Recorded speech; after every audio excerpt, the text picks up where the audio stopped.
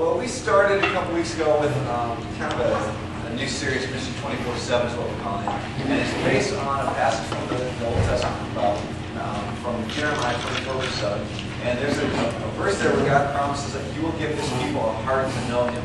So kind of in this series, we're looking at the heart. And I just want to say, if you look at the Bible talks more about heart than it does about just about anything. And so the heart's just a hugely important thing.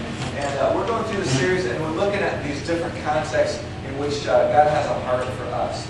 And last week we looked at the heart that God has for the world. And we spent some time in the book of Genesis, and we focused on a guy named... This is my worst nightmare. Listen. Yeah, Abraham, we got his name changed that. The first initially Abram, right? And there are two words that I focused on there. Kind of the word leave and go. We had some more words, but those were crucial for us that we kind of made application last week. We talked about all the attachments that we have, and for Abram to start the kind of this journey that he was on, really a journey of the heart. This was also changing geography as well. As he went on that, and got his attention. Abraham called parked on 102. 102. That's Abraham's fault. All right. All of Abraham, right there. So as he got started on that, he really saw how God wanted to work through him. He had a nation that he was part of, he had a culture, he had a land he was familiar with, his father's household, and he had to kind of leave all those things behind. And really made the point last week, something happens to our heart when we say yes. And that was a huge point for us. That when we actually just kind of open up our hands and submit to God and say, okay, God, not my will, your will, there's something that happens inside of us. I just want you to open your Bibles today. Some of you bring a Bible here, that's great, but we don't assume you're going to do that. There's some Bibles and boxes there on the floor. If you want to grab one of those out of there. And I want you to look at one passage from the New Testament. We're going to spend most of our time in the Old Testament, but I just want you to pick that up. And almost at the end of the New Testament, there's a book of Hebrews.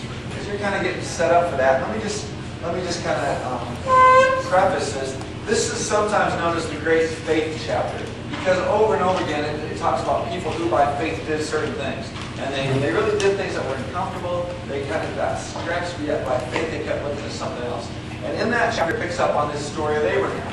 And this is just kind of a one paragraph, New Testament perspective on what we talked about last week. So Hebrews chapter 11, verse 8 says this, by faith Abraham, when called to go to a place he would receive later as his inheritance, obeyed and went, even though he did not know where he was going. By faith he made his home in the promised land like a stranger in a foreign country. He lived in tents as did Isaac and Jacob, who were heirs with him of the same promise. And you wonder, why would a guy like that do that? I mean, why would he leave all this permanence for something that was so temporary? I mean, live in tents. And the answer follows just straight out of this. For he was looking forward to the city with foundations, whose architect and builder is God. You see, he realized that everything he had in this life would have to be let go, just like our lives. And so he was looking at something that would last beyond this life. Looking to a city that came from God, whose foundations were from God. Something that was solid. Last week we quoted two from a couple missionaries, and one of those, Jim Elliot, who said, kind of a well-known quote, he is no fool who exchanges that which he cannot keep for that which he cannot lose. And that is kind of the sense of Abraham here.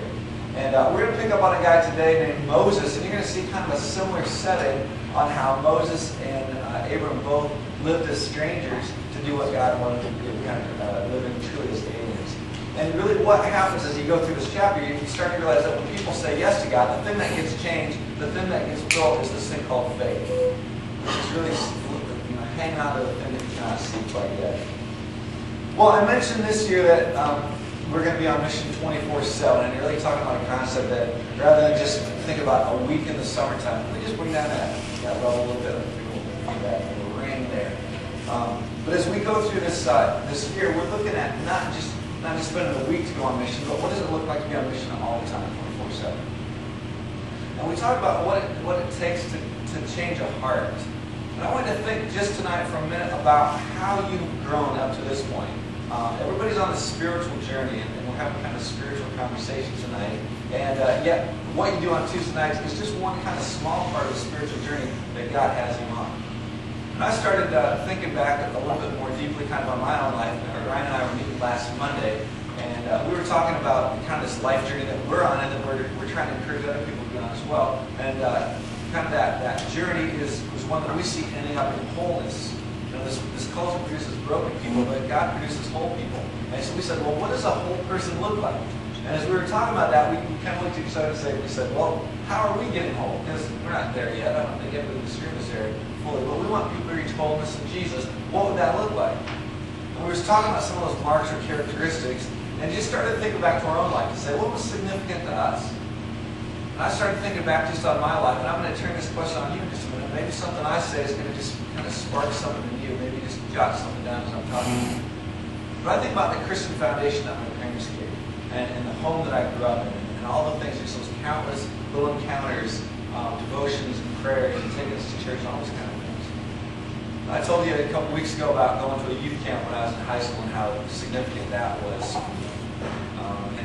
Coming to understand at that point in time that God was not just over there somewhere, but He was here. He was truly working in my life. He was working in the lives of my friends.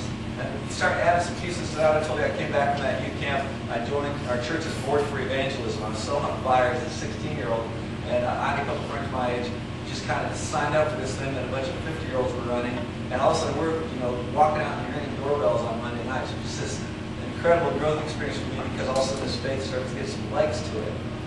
And then going to college, and I still remember going to this one particular class that was taught by a retired pastor named Herman Edsel. And I'm thinking, this guy's old school, I'm not going to learn anything from this guy.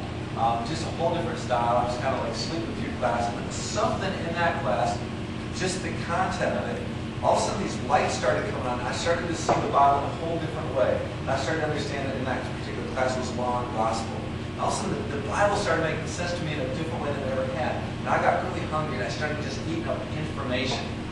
And I went kind of through the rest of college, and kind of early in my 20s, I got involved in this Bible study. It was when I was in Phoenix, and this retired, kind of arthritic, recovering alcoholic radio announcer led these Bible classes. And we would drive up to this country club, and it was this men's Bible study breakfast.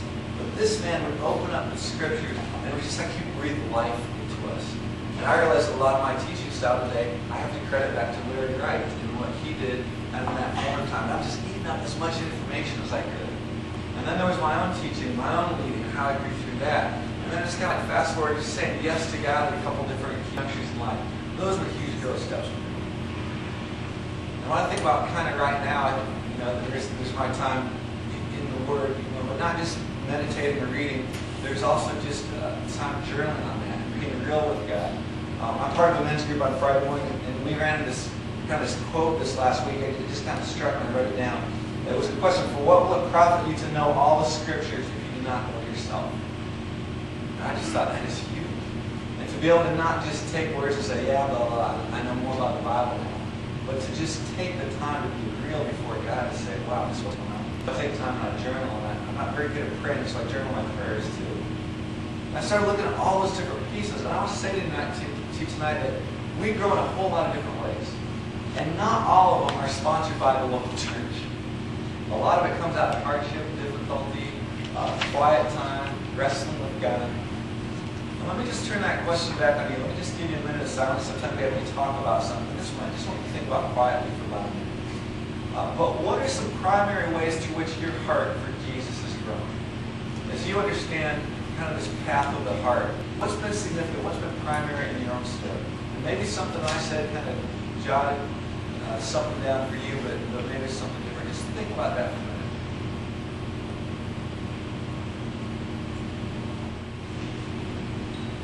Okay, just kind of take that part of your brain and just put it off to the side for a minute. We're going to come back to that.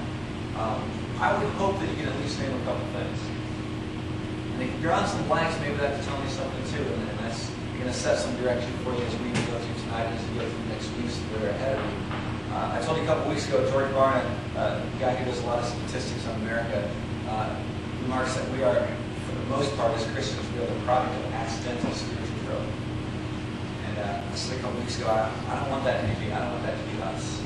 So as you think about how you're growing, you kind of mark those things and you start looking for more of those kind of things so that God might do more.